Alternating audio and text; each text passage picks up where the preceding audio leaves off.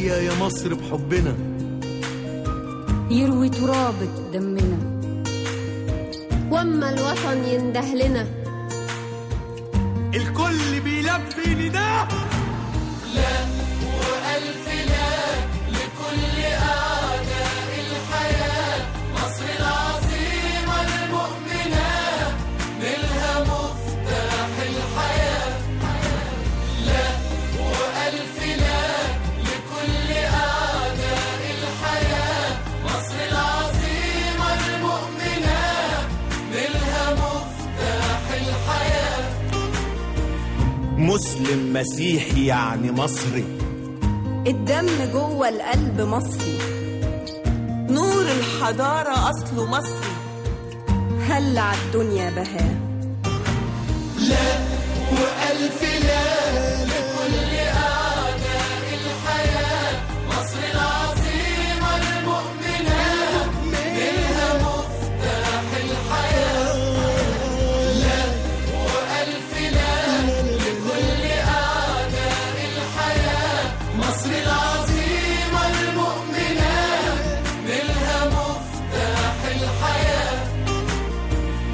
رسالة من قلب الوطن، إن إحنا أكبر من المحن، مهما يطول بينا الزمن قادرين على كل الغزاة.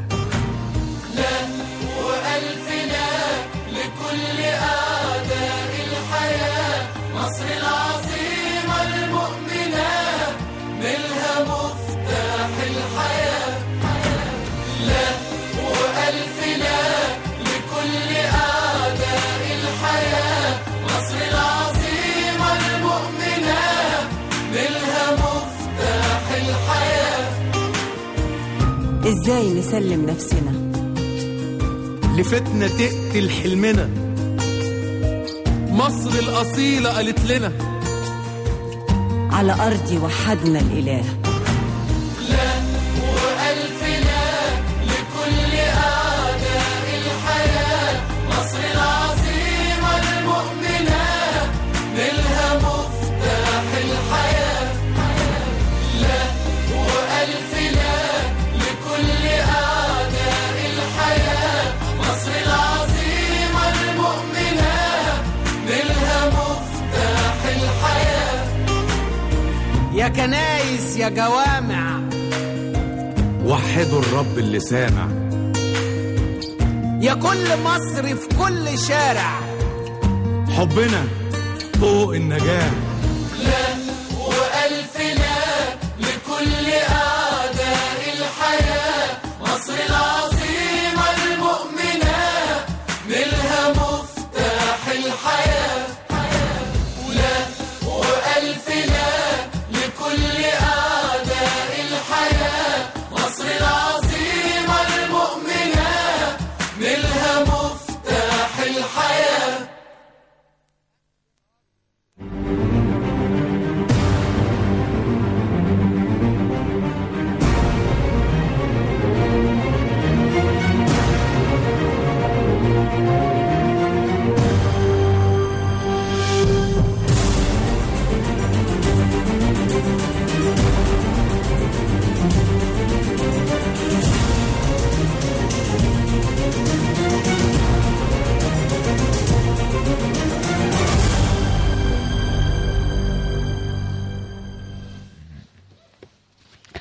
ونبدأ أولى فقراتنا الحوارية. الكل بيتكلم عن الاقتصاد المصري، الكل مهموم بحالة الاقتصاد المصري. منشطات الصحف ما زالت فيها صورة سوداء تماما. الحقيقة في منشطات بتتكلم عن انهيار الاقتصاد المصري، الاستثمارات الأجنبية توازي الصفر. المشير طنطاوي أيضا في حواره مع ضباط الشرطة في حفل التخرج المبكر أشار إلى أن الاقتصاد برضو في حالة انهيار تام. هل الصورة سوداء قاتمة لهذا الحد؟ طب في تنظير كتير، في اقتراحات كتير، الكل بيتكلم عن كيفية العودة، كيفية اتخاذ إجراءات معينة علشان نرجع تاني في المسار السليم. طب الاقتصاد كان بينهار من قبل وزاد في الانهيار، ولا هو كان ماشي في اتجاه معين واتغير الاتجاه؟ امتى هنوصل للنقطة اللي يرجع فيها تاني المنحنى للصعود؟ لأن يعني الاقتصاد دائما عبارة عن منحنيات، ما عندوش أي حاجة ثابتة. وهل أيضا الصورة بهذه القتامة ولا في بارقة أمل؟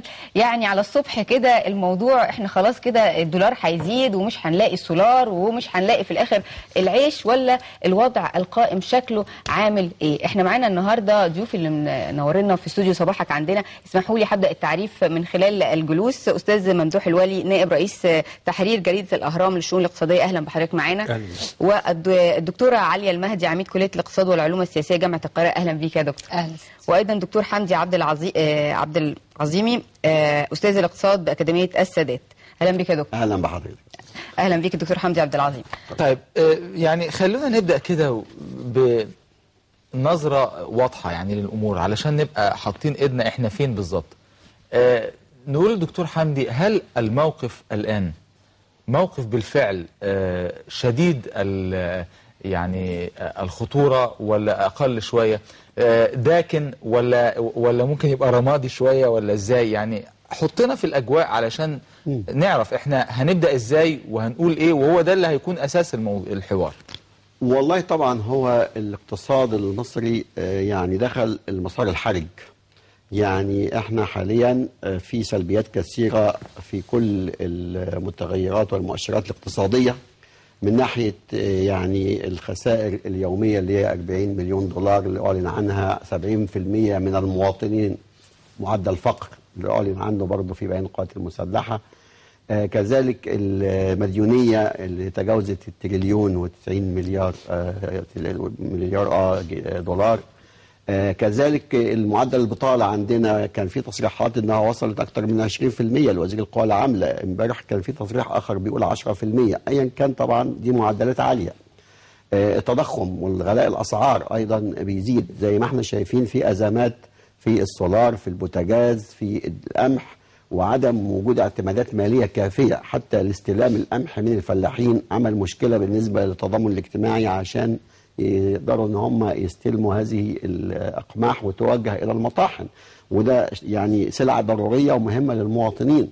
كل ده بيحدث في ظل انقطاع تام للاستثمارات الأجنبية المباشرة، لأنه هذا الاستثمار لا يحضر إلا في الهدوء والأمان من المخاطر، ولما يلاقي فيه إضرابات واعتصامات ومشاكل عمالية أيضا بيتوقع أن ده مناخ عمالي غير مناسب بالنسبة لأي مشروع استثماري اللي جاي من بره، وايضا للداخلي القطاع الخاص نفسه ممكن يترك البلاد ويخرج بامواله الى الخارج، مع وجود ايضا فتره ترقب بالنسبه لهذا القطاع.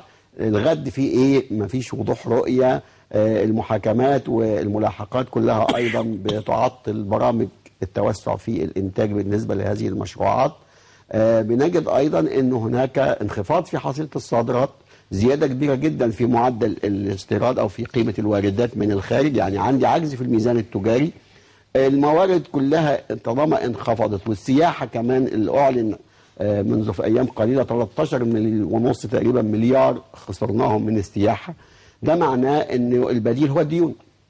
والديون عبء ثقيل آخر يضاف على الاقتصاد المصري. واحنا سمعنا ايضا دكتور ان فعلا تم تقديم طلب بالحصول على دين من البنك الدولي. طب دكتوره عليا، المواطن العادي مش يعني انهيار هنوصل لايه؟ ثوره جياع؟ يعني الناس بعد كل هذا الانهيار وكل هذا التوقف الى اين؟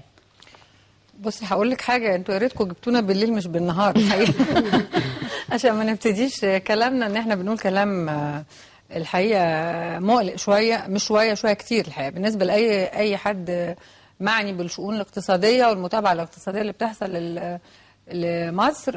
لا، الوضع الاقتصادي لو احنا بنقول كده على سكيل من الأبيض للأسود، انت دخلتي في الرصاصي. يعني حاجة مظلمة شوية كتير. دكتور حمدي زي ما تفضل مشكورا وأشار، كتير من المتغيرات الاقتصادية شكلها سلبي، ولكن يعني أنا بتحفظ على حاجة، مش حاجة الدكتور حمدي الحقيقة قالها، ولكن حاجة أنا شايفاها في الإعلام وشايفاها في الجرائد وشايفاها حتى في التصريحات أحيانا بتاعة الحكومة والمجلس الأعلى، إن الأرقام عندهم ملهاش معنى. يعني الأرقام بتطلق كده بدون تدقيق. يعني لما نسمع إن معدل البطالة من أحد يعني المسؤولين بيقولوا انه 20%، مفيش حاجه اسمها كده، لسه ما وصلناش 20%، بس حتى لو بنتكلم على 10-12% فده رقم يقلق. فرقم 20% يعني دي مبالغات. معدل التضخم، المعدل الرسمي النهارده اللي احنا سامعينه من الجهاز المركزي للتعبئه العامه والاحصاء 12.4%.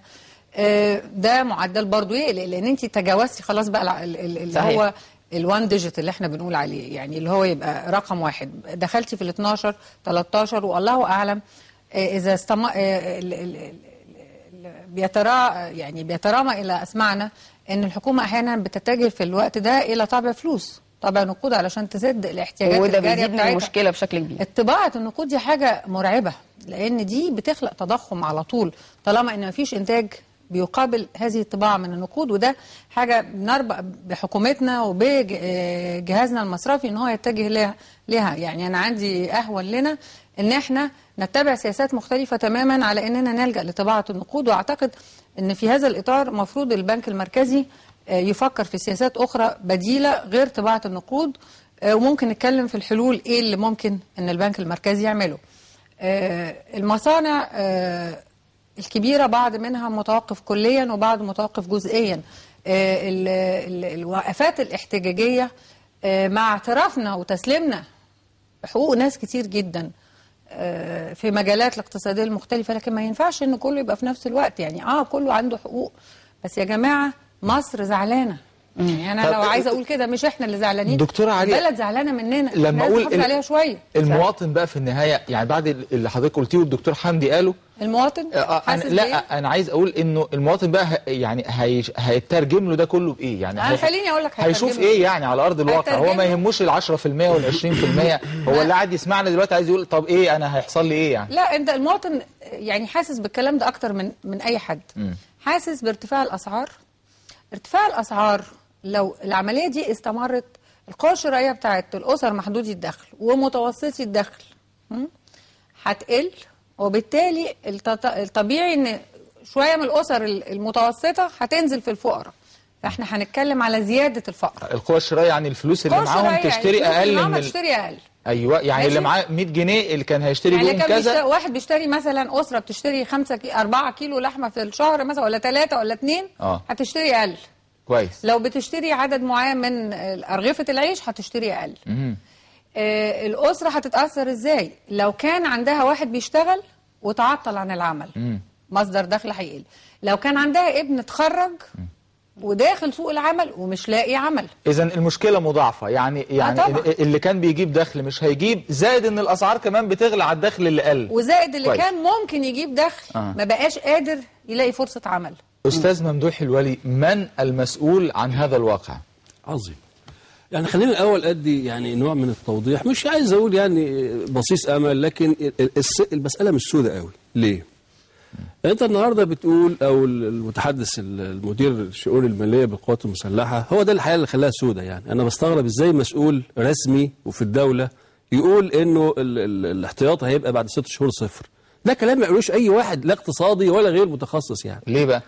لأنه غير علمي وغير منطقي، لدرجة إنه الناس قالت هي الحكومة أو النظام بيعمل فزاعة عشان عايز يتخلى عن محاكمة الرئيس وأسرته. وفعلا بعد أقل من 24 ساعة شفنا حرم الرئيس والإفراج، وشفنا زكريا عزم والإفراج. فالمسألة الحقيقة كانت يعني البعض بيقول إن هي كانت موظفة لغرض معين. بس مش ده بس اللي قال كده، لكن في تقارير كتير صدرت. هرجع لقضيتنا. النهارده الميزان المدفوعات المصري السنة اللي فاتت عمل 79 مليار دولار من كل الموارد، وحوالي 12 مورد: صادرات سلعية، بترولية، سياحة، تحويلات، قناة السويس، خدمات نقل، العائدات بتاعة الودائع المصريين في الخارج، خدمات حكومية، عناصر كتير. يقول لك السياحة كل يوم بتخسر 40 مليون واحنا خسرنا مش عارف كام. كل دي عمليات حسابية. الدخل السياحي نفسه وهمي وعملية حسابية وغير حقيقي. ودايما احنا عندنا الموسم السياحي بيبتدي في أكتوبر، بس انت بتجيب التوتال بتاع السنة وبتعمل له اسم كده في عملية حسابية.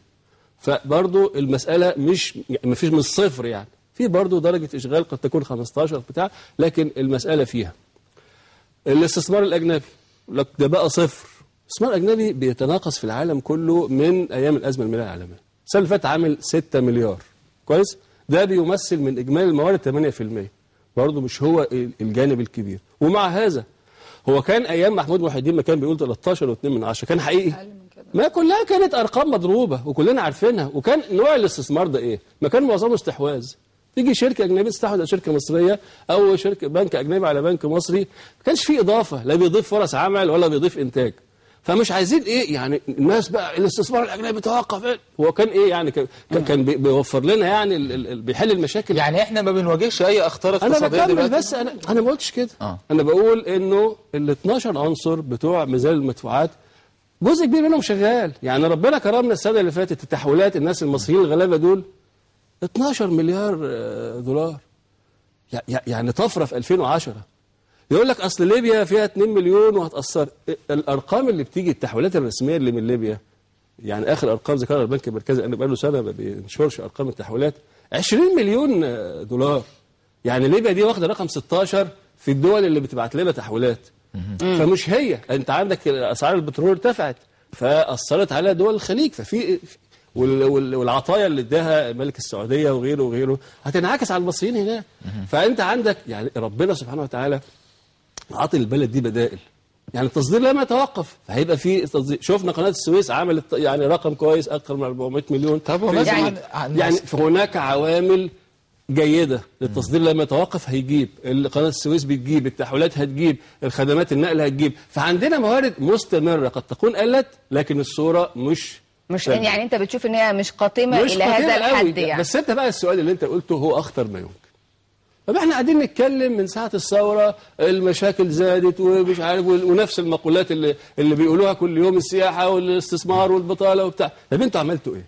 هو ده دور مين؟ انتوا ده تقصد بمين؟ انتوا مين؟ انتوا القائمين على الحكم يعني الان يعني انت النهارده لما تجيب لي حكومه، رئيس الوزراء مش اقتصادي، النائب مش اقتصادي، وزير التجاره ملوش علاقه بالتجاره، وزيره التخطيط ملهاش علاقه بالتخطيط، وزير الاتصالات ملوش علاقه بالتخطيط، وزير الماليه ملوش علاقه بالماليه العامه. هم دول اللي هيحلوا؟ وزير السياحه اللي لسه جاي يتعلم سياحه هيحل مشكله السياحه؟ ما تغير لي النخبه الغير متخصصه دي عشان نبتدي نحل. الى اليوم لم نبدا الحل. احنا قاعدين نتكلم بس ونلوم الناس ونلوم ده سوده ده سوده. طب انت عملت ايه اللي انت جاي عشان تحل؟ هل بدات الحل؟ ما بداتش. يعني أستاذ ممدوح الحقيقة ربط لنا يمكن السياسة بالاقتصاد وإن هما صلة وثيقة جدا، ودايما بيكون يمكن الاقتصاد ده اللي بيهم الناس وبيحسوا بيه، لكن تبقى الأبعاد السياسية هي الخلفيات على التعامل. دكتور حمدي، السياسة هتفضل لغاية إمتى يعني الاقتصاد ما بتدفعوش للأمام؟ لأن ما نقدرش نقول يمكن الصورة مش سودة تماما لكن مش بيضة، وزي ما الدكتورة قالت هي في المرحلة الرمادية، يعني بتميل إلى إن هي، وده اللي حاسس بيه المواطن العادي في الشارع. طيب ازاي نرجع او هنوصل ايه نقطه الانهيار اللي هنوصل لها بقى لما يبقى الدولار ب 15 جنيه ولا ب 20 جنيه، ولا ايه نقطه الانهيار اللي هنرد بعديها نبدا في الارتفاع تاني؟ لا هو طبعا يعني يجب ان احنا نعلم ان هذه الفتره فتره انتقاليه، فتره مؤقته، فتره طوارئ، وبالتالي لا اقتصاديا الفتره الانتقاليه دي تنتهي مثلا بانتخاب رئيس ولا برلمان يعني لما ننتهي من انتخابات مجلس الشعب والشورى وبعدين تعديل الدستور وبعدين انتخاب رئيس جديد طبقا للدستور بعد ما يتعدل، مسألة هتاخد وقت يمكن تدخل على 2012.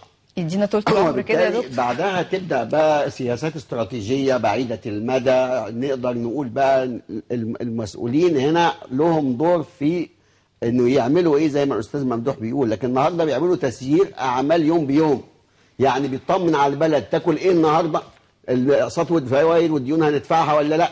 موجوده ولا مش موجوده؟ الاحتياطي في البنك المركزي، هنجيب واردات سلع تموينيه، هنعمل توازن للعمله زي ما سحب من الاحتياطي عشان يقلل الدولار في السوق وفقدنا 8 مليار. طبعا دي مساله خطيره لو استمرت. بقى هنا بنفهم بقى تحذير القوات المسلحه على هذا الاساس، انه بيفترض ان ما فيش تدفقات جديده جايه، لكن الاحتياطي ما هي التدفقات الجديده على كلام الاستاذ ان هي محتاجه سياسات، ان يبقى في متخصصين دكتوره عاليه يدفعوا بقى. يعني مش معقول ما كانش عندنا برنامج اقتصادي ولا احنا رميناه تماما. هو المتخصصين يعني في مستشارين لكل الوزراء، يعني الوزير بنفسه مش هو اللي هيعمل كل حاجه، يعني هو ممكن يكون ما عندوش فكره لكن جاي يكون عنده سياسات او عنده فكر او عنده اراء.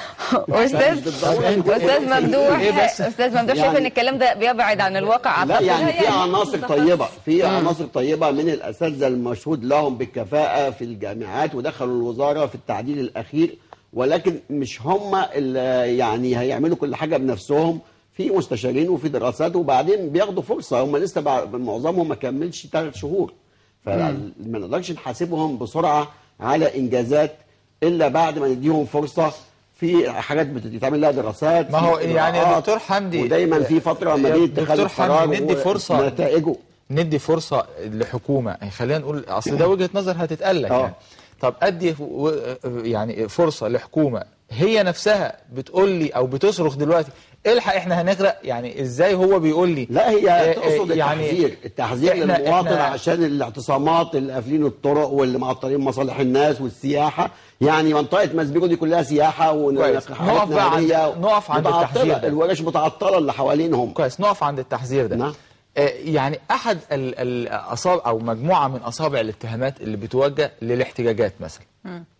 طيب دلوقتي السؤال هو إذا كان هناك احتجاجات عمالية والكل مجمع على إنها مطالب مشروعة، طيب السؤال هل المفروض إنه الاحتجاجات دي تتوقف كده من غير أي كلام ولا أي نوع من أنواع التفاوض، وإن فجأة العمال الصبح اللي مخنوقين من أسباب كتير يقوموا الصبح يقوموا يشتغلوا وهم مخنوقين، ولا المفروض يحصل تفاوض واجهزه حكوميه تقعد معاهم وتقول لهم طب انتوا طلباتكم ايه؟ طب ده دلوقتي مش هينفع، طب ده بعد سنه، طب ده بعد سنتين، طب ده في الموازنه الجديده. يعني حل المشكله يحصل ازاي؟ في احتجاجات بس برضو مطالب مشروعه، طب المعادله تتم ازاي؟ بص يا استاذ محمد، تعالى ناخد على سبيل المثال احتجاج الاطباء. اطباء فئه مظلومه الحقيقه، اللي بيشتغلوا في المستشفيات الحكوميه واجورهم قليله وليهم حق، ماشي، بس هي مش معقول ان احنا يعني يفوضوا مجموعه منهم تقعد مع مجموعه في وزاره الصحه، مجموعه منهم على النقابه، ويقعدوا مع الوزير او من ينوب عنه او ويقعدوا يتفاوضوا ويتناقشوا، لكن ما يعطلوش سير العمل. بيقال حتى انه احنا مش مانعين الطوارئ والدكاتره الاطباء في الطوارئ شغالين. طب وافرض واحد تعبان، واحد عنده حراره، واحد تعبان متألم مخبوط، مش عارفه، مش لازم تكون طوارئ يعني حاجه مرعبه. مش من مسؤوليتكم برضو ان انتوا تخلوا بالكم منه؟ لازم نحس شويه كلنا بالمسؤوليه تجاه بلدنا دي. مجموعه تتفاوض ومن حقهم، لان هم فعلا مرتباتهم قليله وفعلا طلباتهم مشروعه، بس ما نوقفش بقى سير العمل في المستشفى ولا في الوحده اللي هم بيشتغلوا فيها. خليني بس انا عايزه اعقب على نقطه كنتوا بتقولها، لان عايزه ادخل على حلول ممكنه. واخد بالك؟ لانه الوضع ده ما ينفعش ان احنا نتكلم فيها الحقيقه على حكومه تسيير اعمال. يعني ايه تسيير اعمال؟ ما تبقى اسمها حكومه يعني حل مشاكل. لازم تسيير اعمال دي تنفع بقى من غير الحكومه، اي حد بقى يمشي حاله، وما فيش حاجه اسمها وزير ما يبقاش متخصص والمساعد بتاعه يبقى هو المتخصص. لا، لازم الوزير يبقى فاهم شغله، ولا نجيب المساعد هو اللي يبقى وزير. يعني ده اللي انا افهمه يعني. فهي النقطه، انت عندك ازمه اللي احنا بنوصفها كاقتصاديين النهارده وبنسميها كساد تضخمي. يعني الاقتصاد معدل النمو خلال النص الثاني من العام المالي 2010-2011 اللي هو من يناير لحد شهر 6، غالبا ان معدل النمو في الفتره دي هيبقى 0 او 1% او اقل من كده. فلو انت عندك معدل النمو ضعيف كده، يبقى انت بتتكلم على كساد يعني تراجع في معدلات النمو، تراجع في ارتفاع في معدلات البطالة، ضعف الاستثمارات. انا بقول بقى الاستثمار في الفترة دي مش 0، سالب. في الفترة اللي هي نص تم سحب من الاموال لا وهروبها مش كده، لا، لانه المستثمر حتى عملية الإحلال والتجديد ما بيقومش بيها، لأنه هو مش عارف هو الجو ماشي إزاي، الدنيا ماشية إزاي بكرة. فخليني أدخل في الكلام على إيه اللي المفروض يتعمل علشان ما نقعدش. يعني لو الحكومة محتارة الحلول من وجهة نظرك. أنا هكلمك على كذا. أنا بقول إحنا بنتكلم على كساد تضخمي. كساد فهمنا يعني إيه، وتضخمي يعني في تضخم، يعني برغم إن الاقتصاد شبه متوقف أو الأداء بتاعه ضعيف جدا، لكن في تضخم. طيب فانت لازم تتعالج مع الجنبين. ايه بقى دول. العلاج؟ العلاج انت عندك كحكومه سياستين، السياسه النقديه والسياسه الماليه. استخدم السياستين دول وادواتهم علشان يعالجوا لك مشكله الكساد التضخمي. وتعال نبص وعلى فكره السياسات دي كونتروفيرشال، يعني بمعنى ان احنا ممكن نختلف او نتفق عليها، بس يعني في حاجات ممكن تتبع في الاجل القصير، وفي حاجات ممكن تتبع في الاجل المتوسط. تعالى ناخد السياسه النقديه. انت عندك النهارده تضخم وارتفاع في الاسعار، عندك حاجتين ممكن ان انت لازم تخليهم في الاعتبار. اولا تتوقف الحكومه عن طباعه النقود بلا رقيب، لانه النقود الكتير في اللي ما وراهاش انتاج دي بتخلق تضخم. تصورك يا دكتوره الفتره الاخيره تم ضخ النقود مطبوعه بشكل كبير؟ الحاجه الثانيه تتجه الحكومه لرفع سعر الفايده. ليه؟ لانك لو رفعت سعر هتقول لي ده هيأثر على الاستثمار والكلام ده. لا، هيقول لك يجيبها يرفع سعر الفايده على دين يعني الحكومه. ماشي. بس خليني ارد على حضرتك. اولا الاموال الودائع في البنوك شبه مستوعبه استيعاب كامل. 50% رايح للاقراض للقطاع الخاص وغيره من المؤسسات، و50 تانية اذون وسندات خزانه والكلام من ده. ما فيش سيوله في البنوك. القطاع المصرفي من المصرفين ذاتهم ما فيش سيوله في البنوك، لكن في سيوله في الشارع. الناس بتصرف. اسحب السيوله دي، ارفع سعر الفايده شويه، واسحب السيوله وتبقى متاحه للاقراض الاستثماري. اللي بيحكم عمليه الاستثمار مش سعر الفايده بالدرجه اللي احنا متخيلينها زي ما هي التوقعات المتفائله، ووجود سيوله. يعني ان البنك ما بيبقاش متربس قوي وهو بيدي القرض. العمليه ابسط من كده. انا ما بقولش تترفع سعر الفايده الى ما لا نهايه، لكن انا بقول على الاقل خلال ال6 شهور اللي جايه دول لازم نفكر في نرفعه، نسحب شويه سيوله موجوده في السوق. بس دكتوره برضو يعني مقارنه بدول اخرى احنا عندنا سعر الفايده المطبق في البنوك يعتبر مرتفع الى حد ما. يعني في دول اوروبيه سعر الفايده متدني. خليني اقول لحضرتك حاجه. سعر الفايده 8%، سعر معدل التضخم 12%. سعر الفايده الحقيقي سالب. انت سعر الفايده عندك لا مرتفع ولا حاجه. ولان لما الدول الاوروبيه اللي بنتكلم عليهم اللي عندهم 3%، التضخم عندهم 1%، نص في المية، 2%، اقل من سعر الفايده، وبالتالي في حاجه موجبه بياخدها. طيب يعني اول حل من وجهه نظرك رفع سعر الفايده، يعني تبقى مثلا 15% دكتوره. لا مش الدرجه دي يا ستي، قربيه 10 11% بس. يرجع يعني في فتره كان مصر فيها 10 12%، وده اللي حصل على فكره سنه 91 ولما كان عندنا تضخم عالي واتسحبت السيوله. علشان يعني يبقى في فرصه لتحليل كل حل من دول، يعني نسمع مثلا راي الاستاذ ممدوح. بس انا عايزه اقول حاجه واحده اضافيه في الجزئيه دي، والاستاذ ممدوح ممكن طبعا يكون رايه مختلف، بس يعني انا بطرح وجهه نظري. بس جزء صغير، رفع سعر الفايده هيقلل الاتجاه للدولاره والعملات وان الناس تحاول انها تشتري العمله الحره وتغلي سعرها، فتضطر الحكومه لانها عايزه تسند الجنيه انها تقوم منزله من الاحتياطي بتاعها علشان تدعمه. فارفع سعر الفايده مؤقت فتره قصيره ونخلص من الحته دي. ايه رايك يا استاذ ممدوح في انا مختلف مع الدكتوره تماما في الاتجاه ده وبحذر منه الحقيقه. لانك انت النهارده انت عايز النمو ولا عايز التضخم؟ ما هو حاجه من الاثنين. انت عايز النمو، عايز تشغل الناس، فلازم تقلل سعر الفايده. وبعدين اللي هي بتتكلم عليه، ما هو البنك المركزي زي ما انت قلت في موضوع طبع النقود.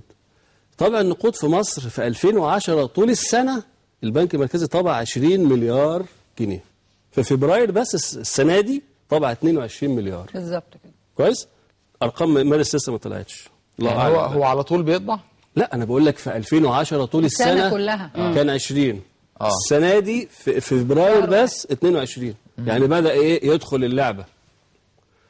لو هو بيتكلم بقى على السياسه النقديه ان هو عايز يعلي سعر الفايده عشان يمتص السيوله، ده بيعمل العكس اهو، ده بيضخ لانه حاسس ان مفيش سيوله في السوق فبيضخ. لا هو عشان يدفع المرتبات. اكمل بس. الناحيه الثانيه اللي بتتكلم عليها الدكتوره الدفاع عن سعر الصرف زي ما انت قلت. انا بتكلم سعر الفايده. السعر ما هو سعر الفايده، ما انا برد اهو ان انت عايزه ترفعيها عشان تدافع عن سعر الصرف، تعملي بديل زي ما انت قلتي. السعر الفايده في العالم على الين 1/10، على الدولار من 0 إلى ربع، على الاسترليني نص، على اليورو 1 وربع. انا بتكلم على 6.5 6 3/4. فواضح ان انا عندي ميزه نسبيه كبيره قوي، فما حدش هيروح للدولار عشان سعر الفايده، ممكن يروح له عشان زياده القيمه. البنك المركزي زي ما شفنا ضخ فلوس فعمل نوع من الاستقرار. بعد ما كنا قربنا على 6 نزلنا دلوقتي بنتكلم على 5.94.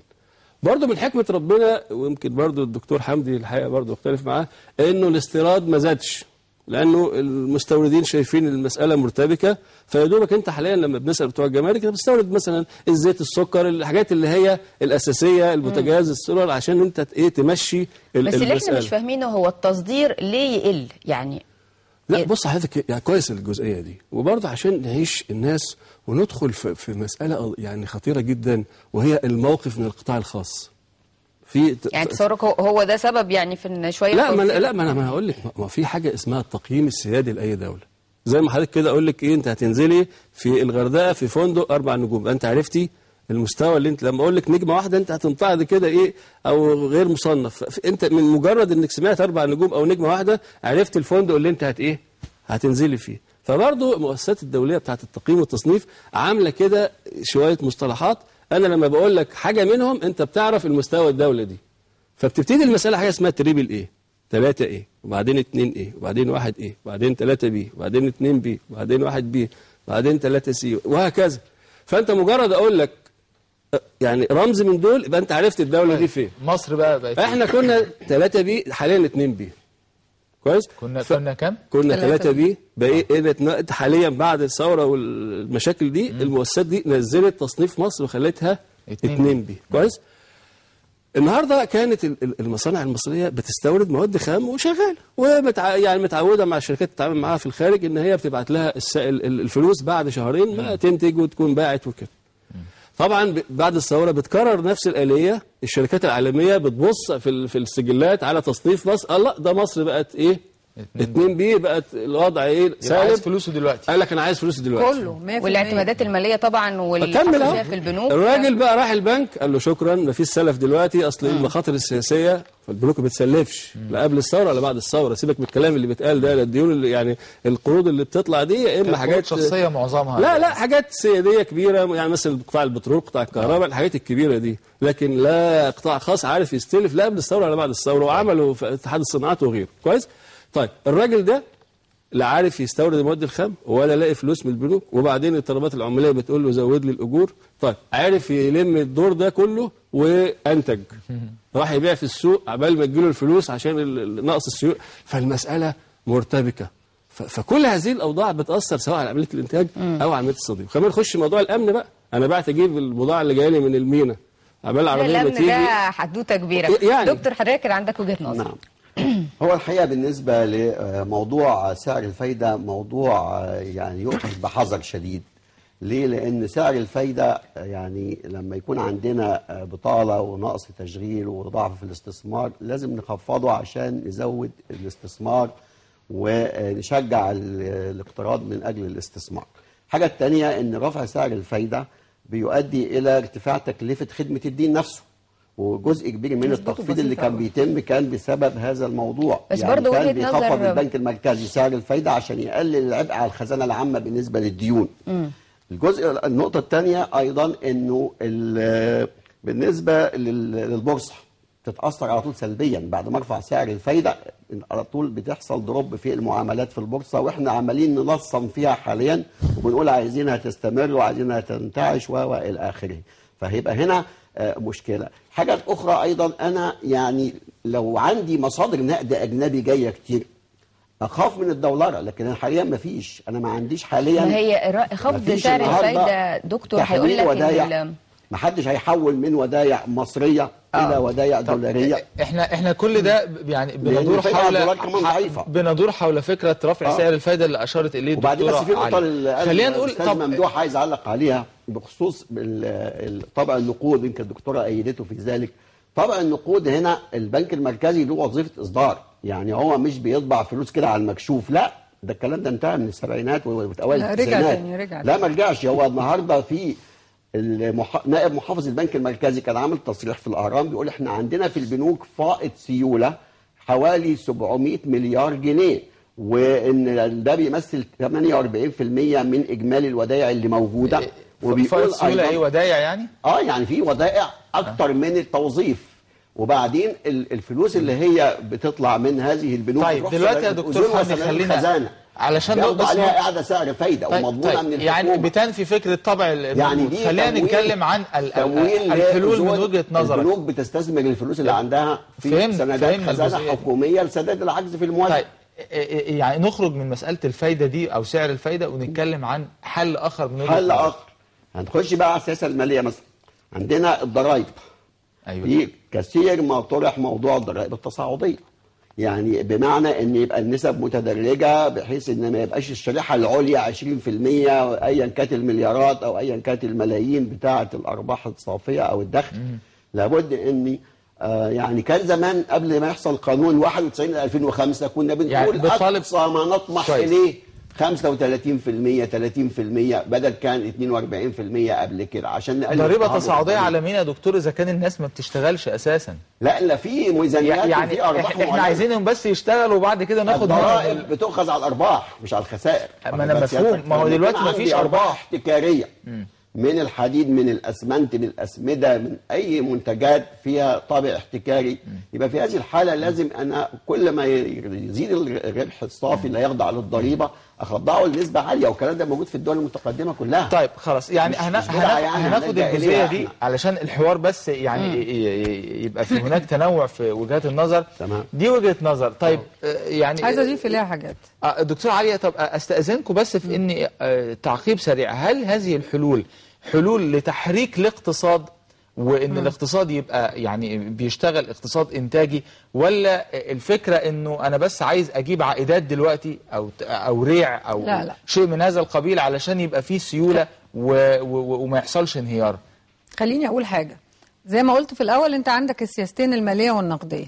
احنا مختلفين حوالين موضوع سعر الفايده، وعموما حتى لو الحكومه ما حركتش سعر الفايده الاستثمار مش هيتحرك. طيب. وهو اساسا بالسالب والاستثمار ما بيجيش لانه ملوش علاقه قوي بسعر الفايده. حتى لو سعر الفايده النهارده صفر الاستثمار هيفضل زي ما هو. ليه؟ لانه التوقعات متشائمه. خلاص؟ فخلينا انا بقول لك والاقتصاد بيقول ان العلاقه ما بين الاستثمار وسعر الفايده ضعيفه جدا وتكاد تكون غير مرنه، يعني قريبه من قليله المرونه جدا.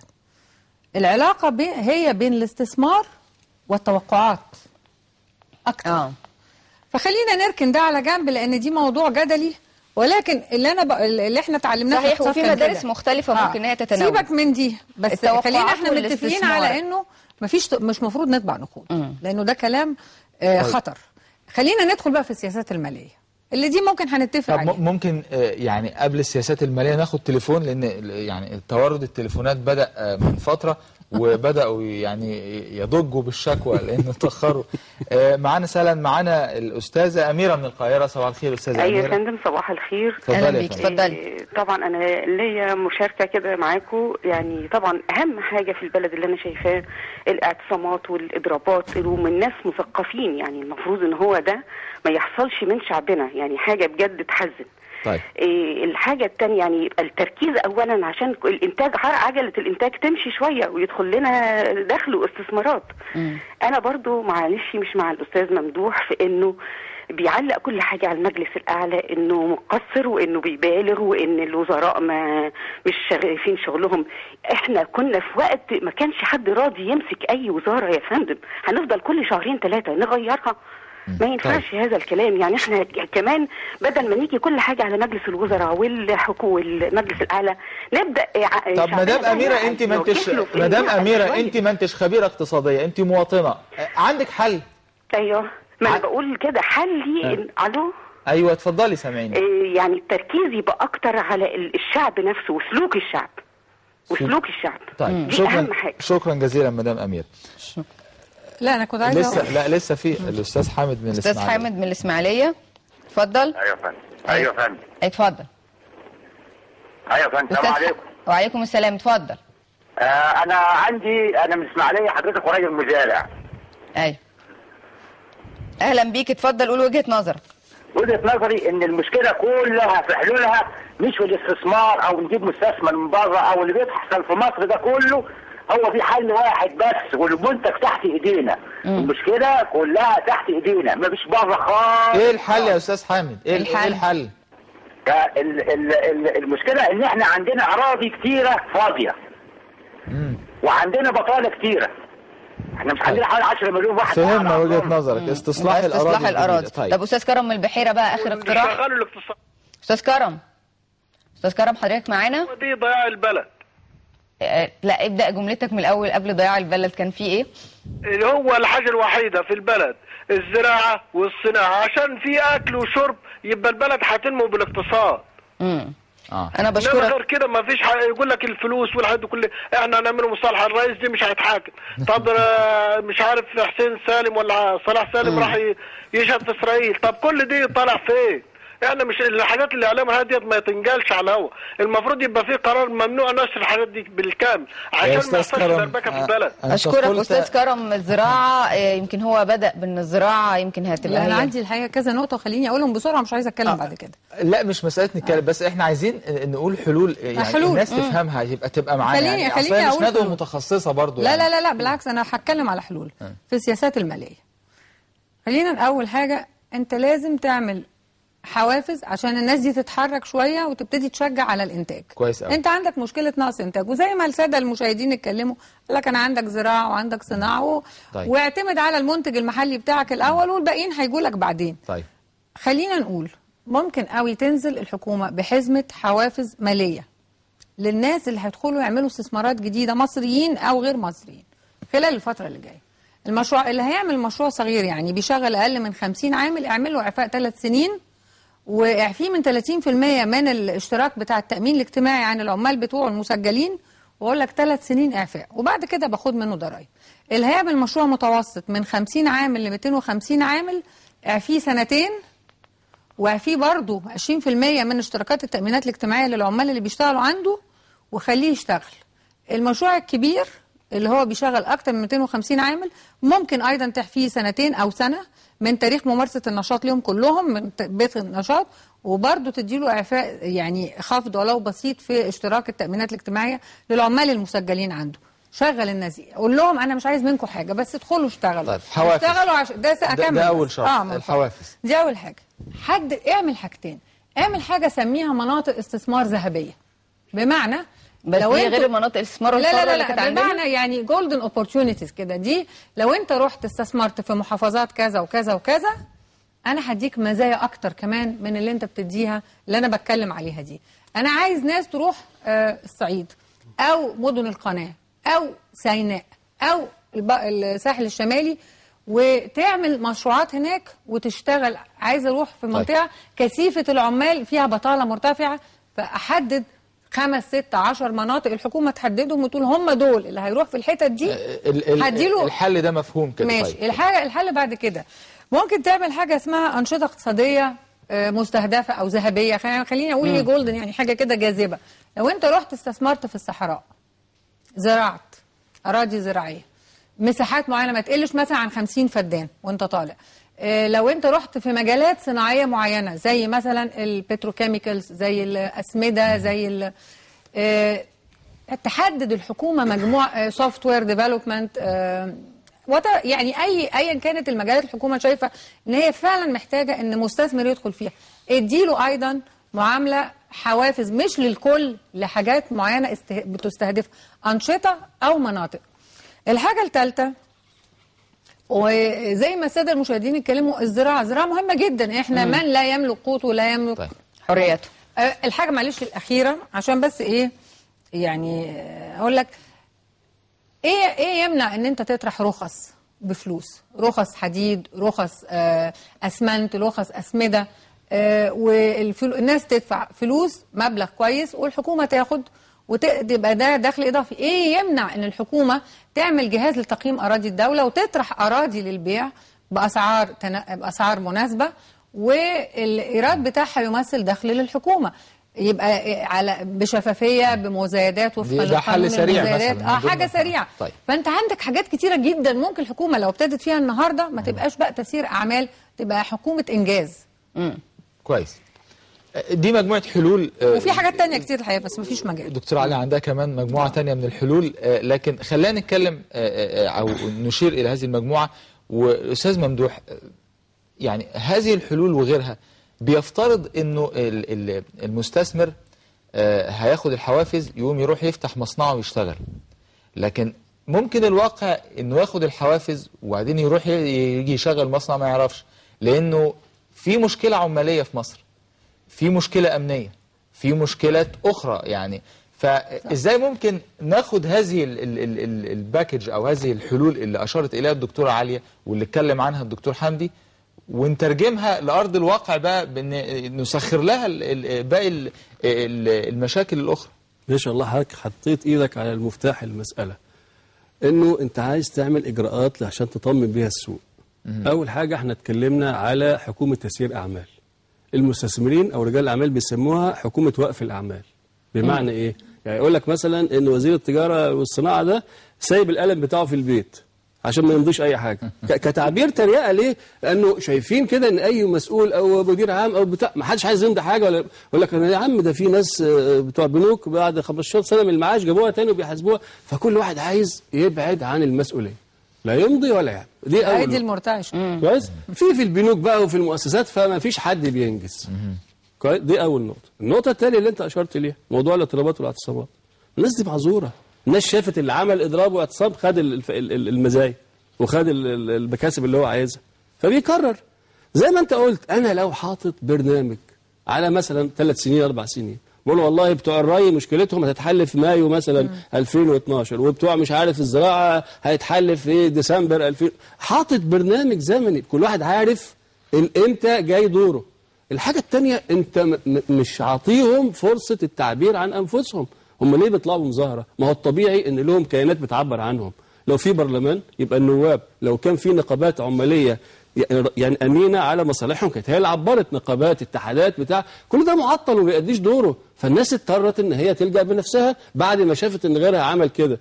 وبعدين يا سيدي قلنا 20 مره اعمل استاد ناصر، اعمل اي حاجه، قول والله ده المكان ده وبالحجز كده من الساعه 2 للساعه 4 كذا، وهيجي بتوع الاعلام. انا بتكلم في كلام عملي، يعني يبقى لا عطلنا مرور ولا وبعد وقت العمل يبقى هو عبر عن مشكلته، وفي نفس الوقت قلنا الكلام ده. يعملوا مكتب عند نائب رئيس الوزراء، حد يستقبل الناس دي ويبقى في حوار ويوعدهم حسب خطه. هو بالتالي قاعد النهارده او هيقعد النهارده مع الاطباء. هو اعتقد ان هو انا مش بتكلم بقى على الاطباء، انا عايز يعني مع الكل، عشان لا الفلاح يقول انا اقل من بتاع ولا بتاع آلية عامه لتقريب وجهات النظر او التفاوض. يعني كل واحد يبقى في عندهم مائده التفاوض في حاجات مختلفه في المجتمع انت لازم تبص لها. خش بقى برضه في اجراءات الاطمئنان.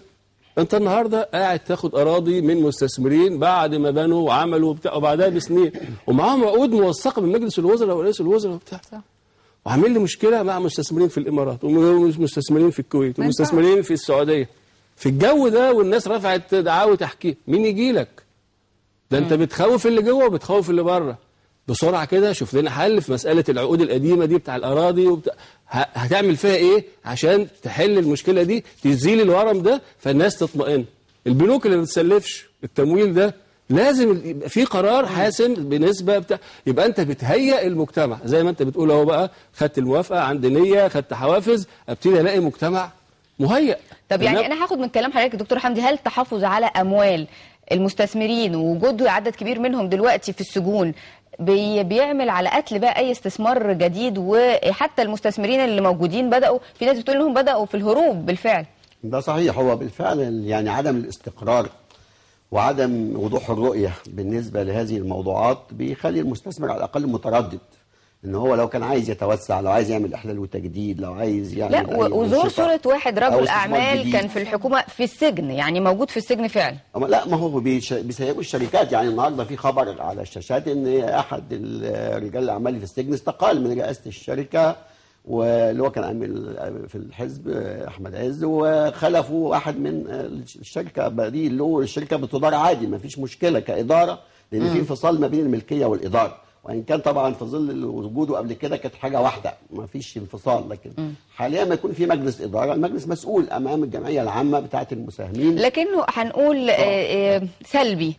ويمكن الصحافه برضو سلبي طبعا تبقى يعني الحقيقه بيبقى ليها ايد في الموضوع ده بشكل كبير، رغم ان عندنا الحقيقه نموذج لمدينتي. يعني الشركه دي اللي هي فضلت ماشيه رغم ان كان رئيسها يعني والمالك الاكبر من اسهمها تم سجنه في قضيه مختلفه قبل حتى الثوره. فبرضو يعني اعلاميا والتناول الاعلامي ده زي ما نقول كده بيهرب المستثمرين؟ شوفي لازم نعترف انه يعني غير المتخصص هو اللي بيكتب في القضايا دي، وفي نوع من التشفي والتضخيم ثروات وبتاع وجو ايه كأنه كلهم حراميه، فبيبقى خلاص في تحفظ ضد النوعيه دي. مش كلهم حراميه، مش كلهم خدوا فلوس البنوك، مش كلهم خدوا الاراضي بالاسعار يعني المليارات اللي قالوا عليها دي مش صحيحه كلها. بص ما اقصدش، انا عايز اقول انه رجال الاعمال ده، رجل الاعمال هو مين؟ هو كل واحد عنده منشاه بيشغل ناس، سواء زراعه سواء خدمه سواء دول اللي مشغلين معظم العاملين في مصر، يعني ده الجانب الاكبر من